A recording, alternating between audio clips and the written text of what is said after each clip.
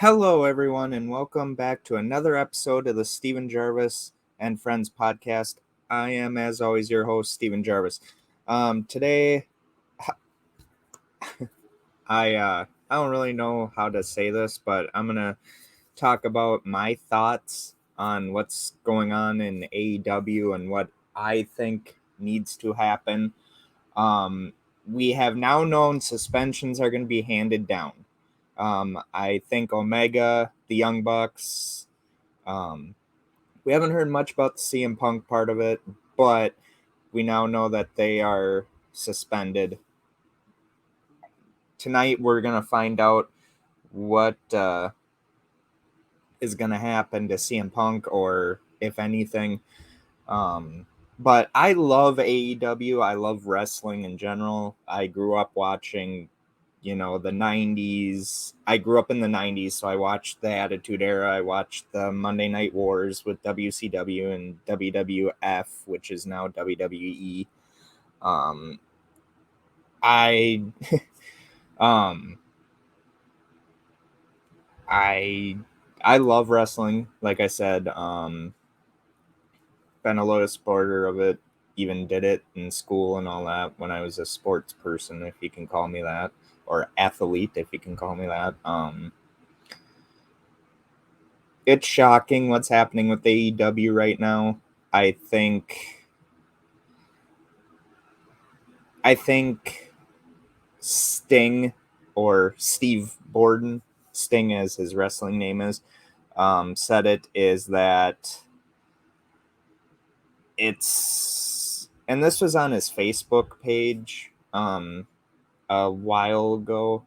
I think like a month or two ago, where he said things are starting to become the same again. And to me, I think he was talking about both WCW and TNA. Um, from what we've remembered in WCW, or what we heard, and if you're not all up to what happened back in the 90s with WCW and why it collapsed later on, read a book called Nitro. Um, I think the author's name is Guy Evans, and it's an amazing book. It details everything, like the rise of WCW and Nitro, the Monday Night Wars, the 83 weeks straight where they were kicking the crap out of WWF, which is now WWE at that time. And then inevitably what led it to go out of business and why it did.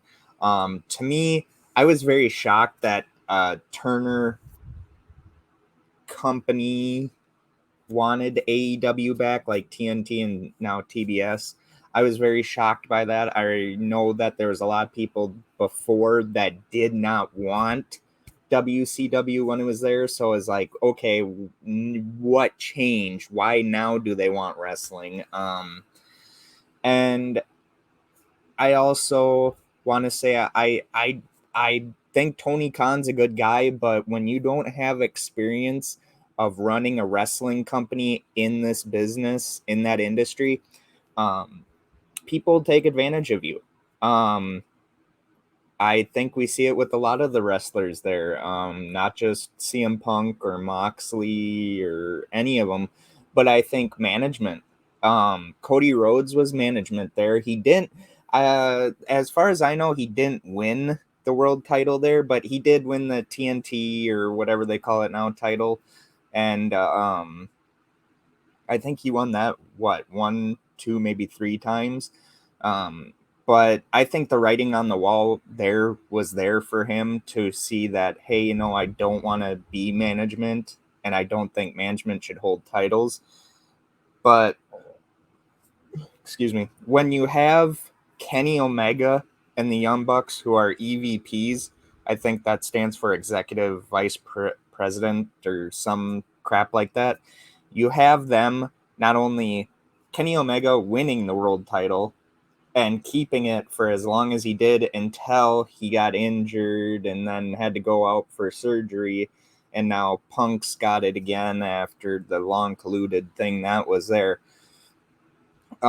it's backfiring majorly. And then just at this last pay-per-view, when all this shit has went down, um, the Young Bucks and Kenny Omega again champions, the trios championship. I honestly don't understand that. I don't think they should be winning titles if they are management. You should be building up your talent. Like, yeah, I understand where people are making comparisons about it being WCW 2.0 or whatever. I think it's silly, but in the same way, it kind of is. We all need to realize Vince did the same thing when he was trying to go nationwide. In the 80s, he took wrestlers. He took Hogan from AWA, which is a promotion in the state that I live in. Well, it used to be a promotion run by Vern Gagne, called the AWA, which was, I think, American Wrestling Association or something like that, or All American or All Star or whatever. But he took Hogan from AWA. He took wrestlers from the NWA. He took wrestlers from everywhere. And people, revisionist historians don't want anyone to remember that, because most of the time they're too young or they don't know the history of wrestling like most of us do.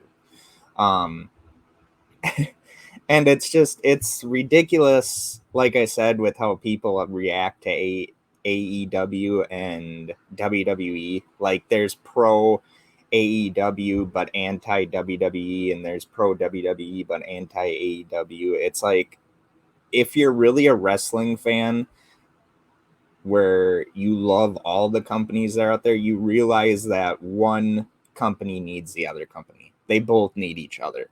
Because when we just had WWE for the longest time after WCW and ECW went out of business, it got stale.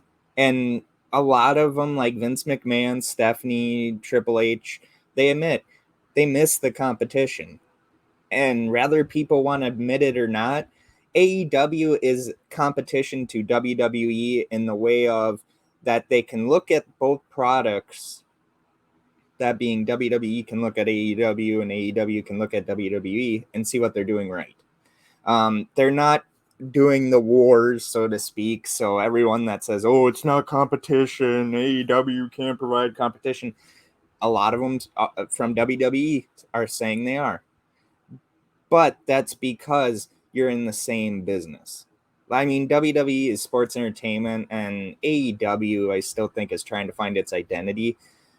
But with what's going on right now with Punk, Hangman, Adam Page, the Young Bucks, Kenny Omega, all that, this was bound to happen. There was reports. A reporter came out and said that Punk got Colt Cabana fired or put on Ring of Honor. Well, Punk used his time at the All Out media scrum to voice his thoughts, and he pretty much shot hard on everything that management was doing wrong. And you have people that are saying, "Oh, he's a locker room cancer" and all that. I don't see Punk as that. Maybe I'm blind to it, but I'll be honest. When people were saying, "Oh, Punk's going back to WWE," "Oh, he'd be stupid to go to AEW," when Punk showed up at AEW that night, when he debuted and returned to wrestling, anyone that hated him for that should just not be a wrestling fan. That was a huge, momentous occasion for a guy that had been gone for so long to come back.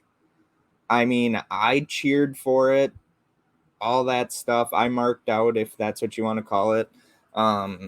It, it, like I said, us wrestling fans, were fickle. We are. And now, fast forward, now everyone's saying, "Oh, well, they were right about Punk, whatever." It's not on Punk. Like, yeah, Punk probably airing out his the dirty laundry of the company, and this was probably bad.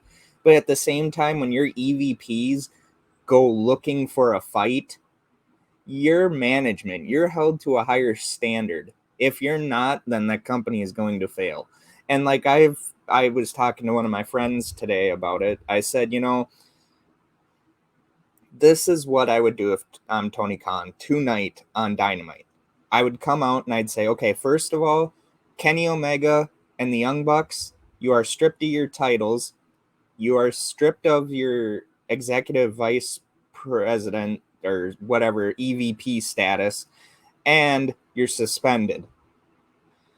Second, I'd suspend Punk because he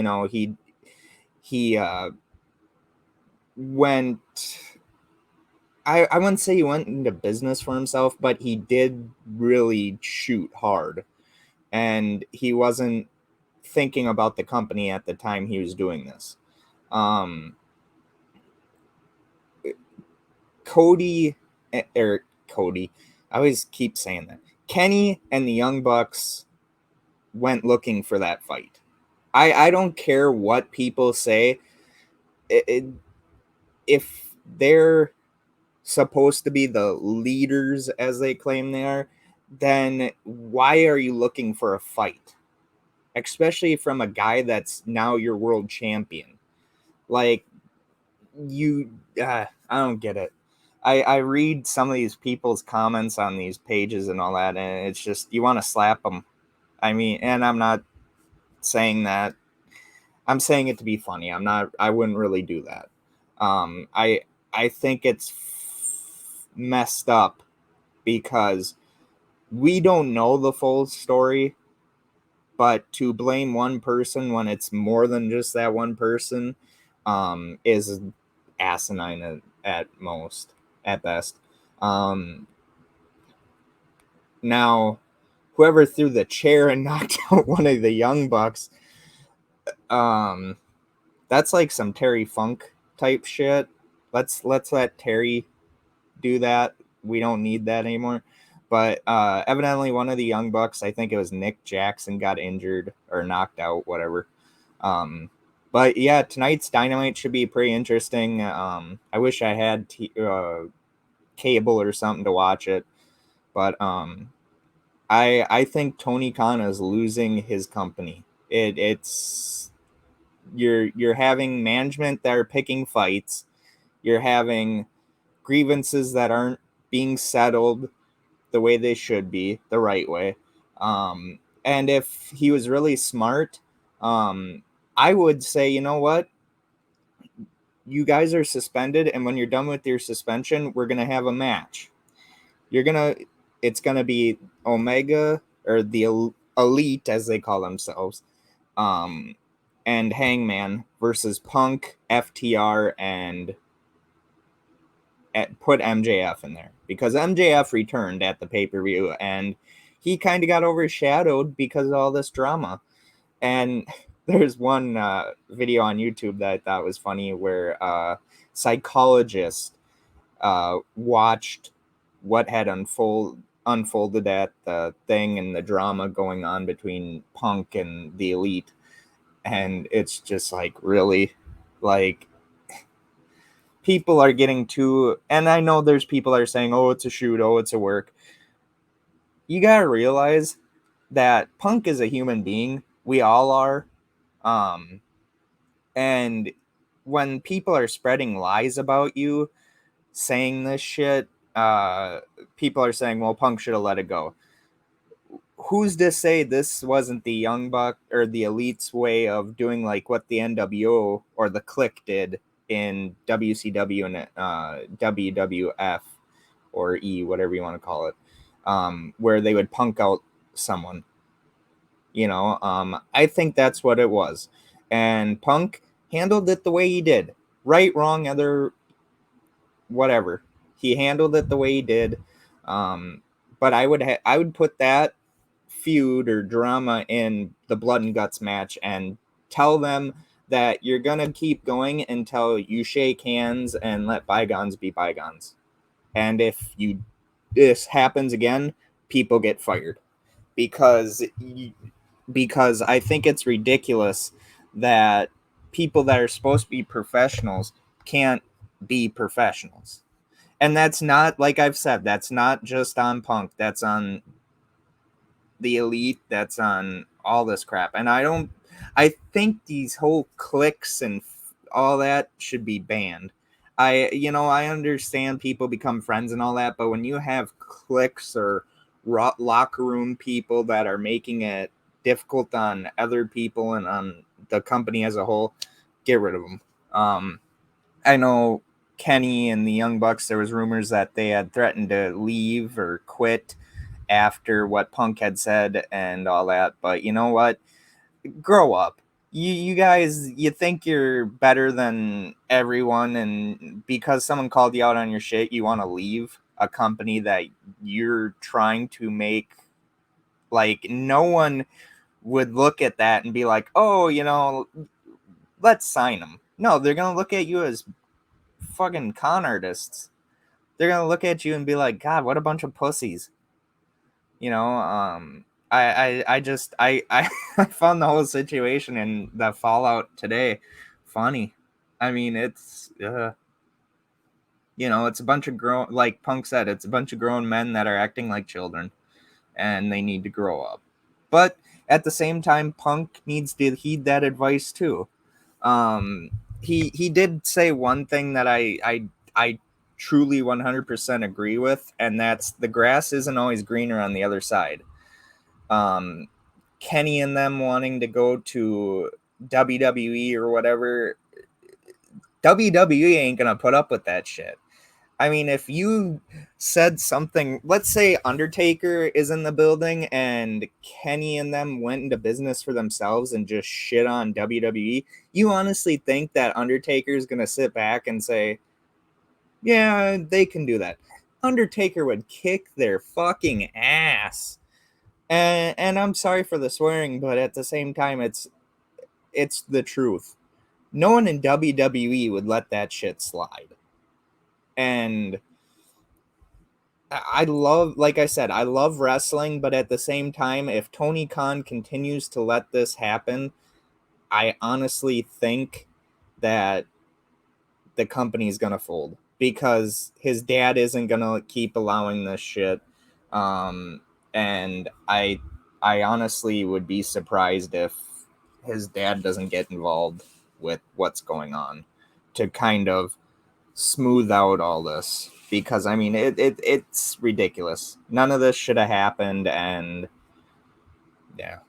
But my overall thoughts on AEW is it's a good company. It's got all the talent there to to sustain itself. It's just you have egos now, and you have someone named Tony Khan that can't handle that because and I'll agree with what people say about Tony Khan. He not Who cares about where he got the fucking money to buy this company for him? Who cares? A lot of people out there back in the day had gotten loans from their families and all that to do shit like that. So fuck off with that shit. Vince McMahon got WWF at that time when he first got into it from his dad. He literally bought it from his dad. So yeah, get off that shit. Um, but like I said, it's funny hearing people when they talk. They don't realize sometimes how, and I'm not trying to like shit on people's opinions, but it's just think about what you say. I mean, it's ridiculous. Um, but overall, I love AEW. I love what WWE did for wrestling. I mean, it should be very interesting what's going to happen tonight on Dynamite. It should be very interesting if WWE even acknowledges it. But like I said, um, I think there's a lot of stuff it needs to fix. I love the women's division for both brands. Um, I love the athletes that they have on both sides, women and the men wrestlers. Both sides are pretty good. Um, WWE, they've been around longer, so they know how to build up new talent. shockingly, with AEW and their spending habits, I'm surprised that no, and this is another telling thing when you have Conan and a bunch of veterans saying that, you know, a lot of these young bucks in AEW don't even want to learn from the veterans that have been there. That's telling of, it's kind of becoming, and I hate to say it, but it's starting to become like a WCW reboot again. And I hope it doesn't, but you know, just because like I said before, just because some wrestling company goes after like WWE talent or something doesn't mean it's WCW 2.0. Every wrestling company does it. So then should we call Impact or WWE 2.0 or WCW 2.0?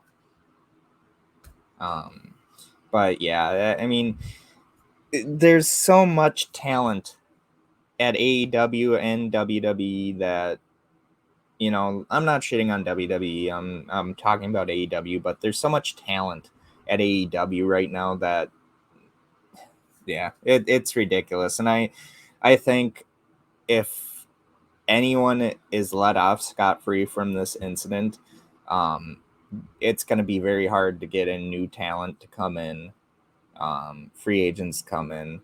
You have the wrestlers there. You need leaders. I mean, you have people that can lead the charge. You have Sting, you have Paul White, you have Wright, you have Mark Henry, you have JR, Jim Ross, you have Shivani, you have people that have been in this business for decades, and you're not picking any of them to kind of say, hey, you guys need to get your shit together. Um, but yeah, it should be interesting seeing that fallout with all this stuff going on, and hopefully hopefully AEW gets it together. I I would really hate to have only one company again, but it may happen. Um, so that's my general thoughts on the whole subject. Hopefully, I didn't bore you guys. Um, Hopefully, I'll have another episode tomorrow night. I'm hoping to have Peter Anthony on the show, and again, I want to elaborate. It's never been his fault.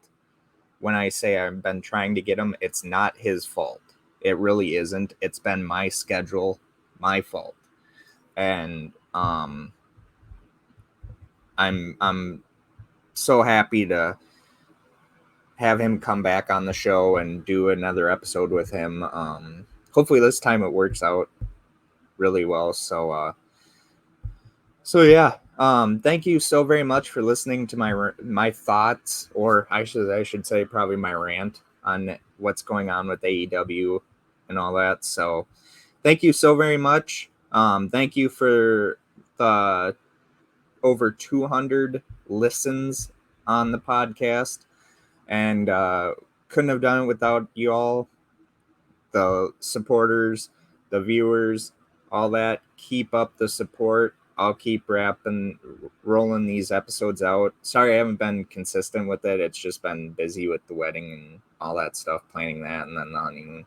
So thank you so very much. Love you all. Have a great day. Stay safe. Stay humble. Stay responsible. And be respectful and be kind. Thank you so very much. And as always, goodbye.